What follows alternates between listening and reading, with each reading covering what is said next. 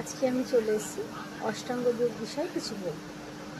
অষ্টাঙ্গ যোগ হলো একটি প্রাচীন যোগ পদ্ধতি, যা আমাদের শারীরিক এবং মানসিক স্বাস্থ্যের জন্য অনেক উপকারিতা বয়ে আনে। ভারতের একজন বিখ্যাত মহর্ষি ঋষি ছিলেন বিখ্যাত ঋষি ছিলেন মহর্ষি পতঞ্জলি। তিনি যোগ শব্দটির গভীরে প্রবেশ করে যোগ সম্পর্কে বিস্তারিত ব্যাখ্যা করেছেন তার যোগ দর্শন নামে একটি গ্রন্থে। যারা যোগ অনুরাগী ব্যক্তি বা যারা যোগ নিয়ে পড়াশোনা করতে চান, তারা যদি এই মহর্ষি পতঞ্জলির যোগ দর্শন গ্রন্থটি পড়েন, তাহলে যোগ সম্পর্কে অনেক ধারণা করতে পারেন। আজকের বিষয়টা হচ্ছে অষ্টাঙ্গ যোগ। তাহলে তিনি এই অষ্টাঙ্গ যোগ অর্থাৎ যোগের 8টি ধাপ, যোগের 8টি অঙ্গ, যোগের 8টি অঙ্গর কথা তিনি বলেছেন। যেমন প্রথম হচ্ছে যম, নিয়ম, আসন, প্রাণায়াম, প্রত্যাহার, ধ্যান, ধারণা, সমাধি। এই 8টি অঙ্গ।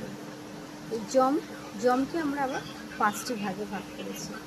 যমের মধ্যে রয়েছে অহিংসা, সত্য, অস্ত্রেয়, ব্রহ্মচর্য, অপরিগ্রহ। তাহলে প্রথমে বললাম অহিংসা। অহিংসা কি? আমরা হিংসা করব না, আমাদের ভিতরে হিংসা রাখবো না। যোগ করতে গেলে আমাদের হিংসা রাখা যাবেই না। প্রথম আমাদের প্রধান এটা কাম্য। সত্য, সর্বদা সত্য কথা বলব। অস্ত্রেয়, অন্যের জিনিস বলপূর্বক আমরা ছিনিয়ে নেব না বা চুরি করব না। আর একটা বললাম ব্রহ্মচর্য। ব্রহ্মচর্য মানে দৈহিক সূচিতা আমরা বজায় রাখবো। আর অপরিগ্রহ মানে কারোর দান বা অনুগ্রহ আমরা গ্রহণ করি। এবার হলো যমের ভাগ। এবার চলে আসে নিয়ম। নিয়মকেও আমরা আমাদের শরীরের এই নিয়মের মধ্যেও আমরা 5টি ভাগ পাবো। একটা হচ্ছে শৌচ মানে সূচিতা, একটা বাহ্যিক সূচি, একটা আভ্যন্তরীণ সূচি মানে দৈহিক সূচি, একটা বাহ্যিক সূচি। এবার সন্তোষ মানে সন্তুষ্ট থাকা।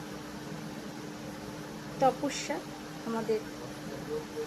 হচ্ছে আমাদের ধৈর্য বা সহনশীলতা থাকবে কতটা, সেটা। শ্রদ্ধা, নিজের প্রতি আত্মসমর্পণ। আর একটা ঈশ্বর পরিধান, ঈশ্বরের প্রতি আত্মসমর্পণ। এই হলো যম নিয়মের ভাগ। এবার আসছে আসন। স্থির সুখনাম আসনম। স্থিরভাবে সুখের সাথে বসে কোনো কিছু করার ভঙ্গিমাকে আমরা আসন বলছি। তারপরে চলে যাব আসন। প্রাণায়াম তো শ্বাস প্রশ্বাসের ব্যায়াম।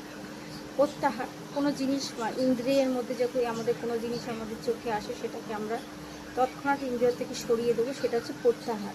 তাকে সরিয়ে দেওয়া, যেটা প্রত্যাহার। ধ্যান, ধারণা, সমাধি। ধ্যান কি? কোনো কিছু সম্পর্কে আমাদের একটা উপলব্ধি করা, সেটা হচ্ছে ধ্যান। আর ধ্যান ধারণা, কোনো একটা নির্দিষ্ট জিনিসের প্রতি একটা আকৃষ্ট হওয়া বা মনটাকে সেখানে নির্দিষ্ট করা, মনটাকে সেখানে স্থির করা, সেটাই হচ্ছে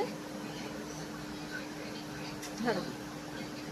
এইবার ধ্যান, ধারণা, সমাধি। ধ্যান যখন প্রগাঢ় হচ্ছে তখন সেটা সমাধি হচ্ছে। সমাধি মানে চূড়ান্ত ব্যাপার। সেই লেভেলে যখন আমরা চলে যাব, তখন আমরা ঈশ্বরের সাথে একাত্ম হয়ে যাব। এই ছিল অষ্টাঙ্গ যোগ। আশা করি সবার যদি কিছু প্রয়োজনে লাগে